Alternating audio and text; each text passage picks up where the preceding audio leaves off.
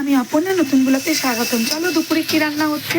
সবার প্রথমে দেখো আমি একটা মশলা তৈরি করে নিচ্ছি। এর মধ্যে কি কি দিয়েছি, আদা বাটা, জিরে গুঁড়ো আর টমেটো, কাঁচা লঙ্কা আর একটু সামান্য নুন মিষ্টি সব স্বাদ মতন দিয়েই দিয়েছি, বুঝলে। এই দেখো, আর এখানে না একটু তোমার ইয়েও দিয়ে দিয়েছি আমি, কি বলো তো ওটাকে, একটু ছাই গরম মশলার গুঁড়োও দিয়ে দিয়েছি। একবারে মশলাটাকে আমি করে নিলাম। আর এইখানে দেখো আমি আলু সেদ্ধ করে রেখেছি। দেখো ছোটো ছোটো আলু এখনও পাওয়া যাচ্ছে, গরমকাল হলেও কি একটি পাওয়া যাচ্ছে। তাহলে আমি কি করব, এই আলুটা এর মধ্যে দিয়ে দিলাম বন্ধুরা। দেখো এই যে একদম কষা কষা আলুর দম হবে, কোনো বেশি জল থাকবে না, শুকনো শুকনো যাকে বলে। দেখছো ভালো লাগে?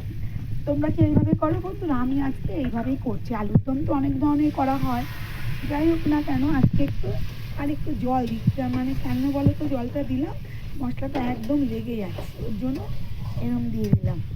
এই দিয়ে তোমার লুচি পরোটা খেতে তো ভীষণ ভালো লাগে, তাই না বলো বন্ধুরা? এর জন্য এরমভাবে করলাম। আমার রাতের তরকারিও বলতে পারো, আমি দুপুরে একটু খাবো, তারপরে অন্য কিছু করবো। আর তোমার নিরামিষ বলে না, আগে আমি নিরামিষ তরকারিটা করে নিই। যে কোনো সময় যদি আমি নিরামিষ করি, তাহলে আগে আমি নিরামিষ তরকারিটাই করে নিই, চেষ্টা করি যাতে পরে করব যদি করতে হয়। যাই হোক না কেন, দেখো কেমন হয়েছে বলো বন্ধুরা এই আলুর দমটা। এটা তোমরা সব কিছু দিয়ে খেতে পারবে, তোমার লুচি পরোটা, তারপরে একটু তোমার একটু পোলাও বা ফ্রাইড রাইস দিয়েও খেতে ভালো লাগে।